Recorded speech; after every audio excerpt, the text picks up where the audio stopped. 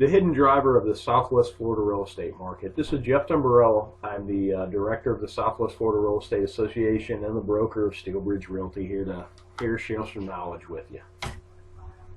Understanding trends. Everybody talks about trends, but what exactly really is a trend? The verb version of a trend is to have a general tendency, set of events, conditions, or opinions. The noun definition: the general or prevailing tendency or course of events. Everything that I can find is always cyclical, and it's either by design or this is just how the experiment works better. But I mean, hurricane season, economic cycles, housing cycles, demographics particularly is very cyclical based upon the events that drive them. So you really need to understand the trends to understand what a market's doing and potentially where it could go. The base driver of the Southwest Florida market is retirees. They really are a base driver and a somewhat hidden driver. If you're not working or living in a retirement-based area, you tend not to notice it. If you live in some areas of particularly, say, South Fort Myers and some of the younger neighborhoods, you really wouldn't know retirees are base drivers because everybody around you is 40 with 3 kids. But a retiree is a person who's retired from a working or professional career. In migrating retirees, spending initiates growth. When they come here, their first 2 years is very, very fruitful for our economy. They generally get some housing. I noticed they buy cars, they buy boats, they buy brand new Harley. Sometimes they buy all of that. Furniture. The first 2 years, there's a great study from the University of Arkansas. It's an older study, but it really showed some neat effects of, especially the first couple of years of retirees spending and how it affects the economy. New jobs are created because they're a new demand. The neat part about the demand is most of the capital they bring from outside the market. So particularly if they're not working and retired, they literally just bleed money into our economy.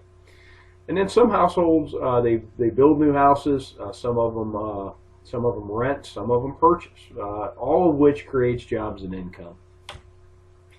How do you check this? Well, the U.S. Census. It's an official enumeration of population. They've been doing it for a very long time. One particularly useful set of data is the count of live births. They have a lot of data sets, and if you've never been to the census page, you can download most anything there with the click of a button. It goes right into Excel, and you can work with it. And this is how you can project and extrapolate current and previous retiree trends. How do we know this to be valid? Through analysis, it's been determined that 62 years of age appears to be the age to trend. I have trended ages 55 all the way to ages 70 against our sales counts. 62 is really the age to look at.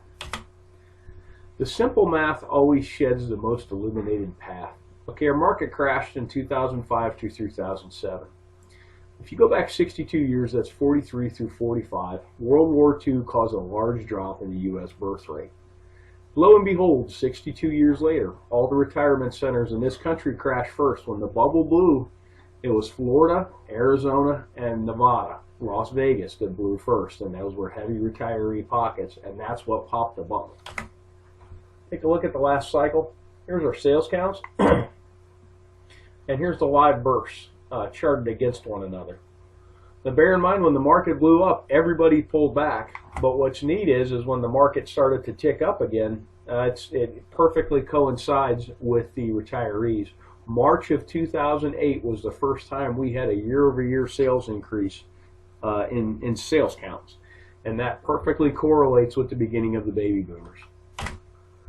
Notes on the last cycle. You really have to understand the last cycle initially formed out of growth from retirees and then turned into a full-blown leverage-induced mania from 2004 to 2006. So what do these trends project about 2016? Well, we're going to talk about that at Real Estate Roadmap 2016. It's going to be October the 20th, Tuesday, 5 to 7:30.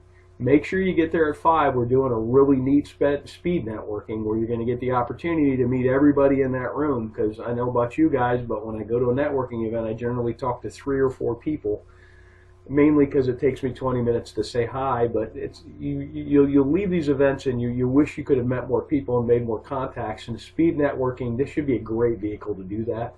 It's at the marina at Edison Ford. And there's a link to this below this video if you have any questions. Thanks for watching. I hope this information is useful to you, and make it a great day.